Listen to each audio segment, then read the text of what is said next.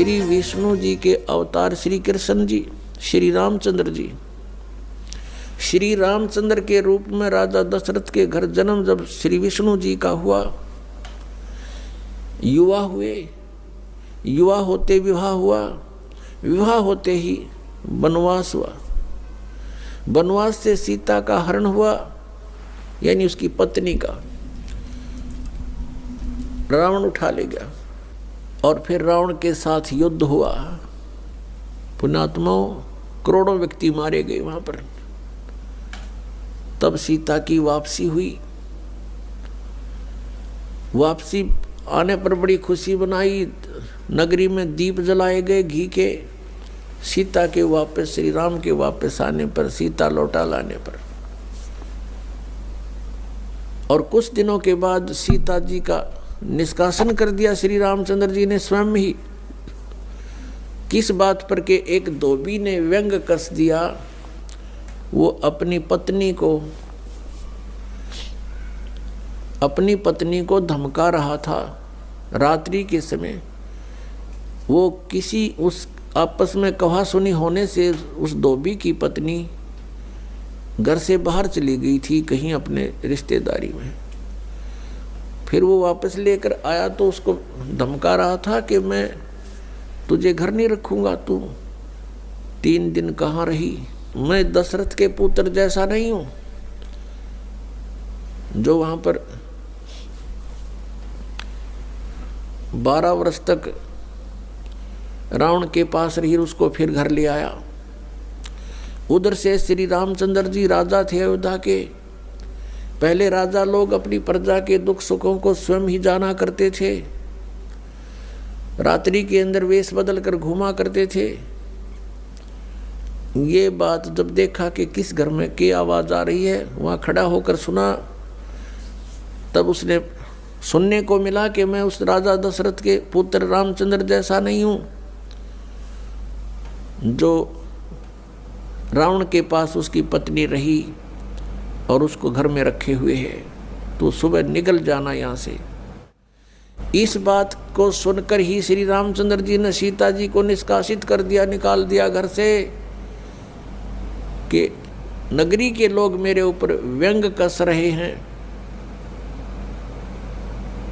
और मैं ये बात नहीं सुन सकता।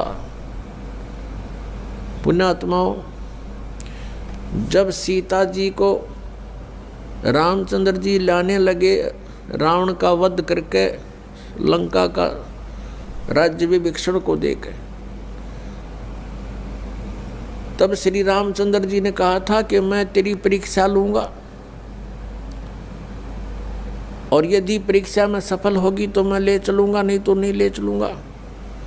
मैं तुझे अग्नि में जलाऊंगा, यदि तू अग्नि में जल गई तो समझूं तेरी कि तू कलंकित थी, तू रावण को समर्पित हो चुकी थी, और यदि अग्नि में तू नहीं जली तो मैं निष्कलंक जानूंगा, तब तुझे ले चलूंगा। ऐसा ही किया गया। सीता को अग्नि में बैठा दिया और हजारों की संख्या में दर्शक थे। सीता जी नहीं जली और सब ने कहा कि भगवान निष्कलंक है, माई निष्कलंक है, और इतनी कठोर परीक्षा लेकर के वापस अपने घर लाया था। और फिर एक व्यक्ति के कहने से श्री रामचंद्र जी ने उसको निकाल दिया, अपनी पत्नी को। तो कहाँ गई वो उसका अपना जजमेंट? तो ऐसे ये राजा के योग्य भी नहीं थे ये लोग, और हम इनको भगवान मान रहे थे। एक गर्भवती औरत को अपनी को घर से बाहर निकाल देता है, कहीं मरो कहीं जाओ, कोई बात थी या? फिर परीक्षा लेने की क्या जरूरत थी? और क्यों इतनी दुनिया मरवाई, फिर छोड़ देता रहे, रावण के पास ही रहती हो। पुण्यात्माओं, यहाँ का राजा काल भगवान है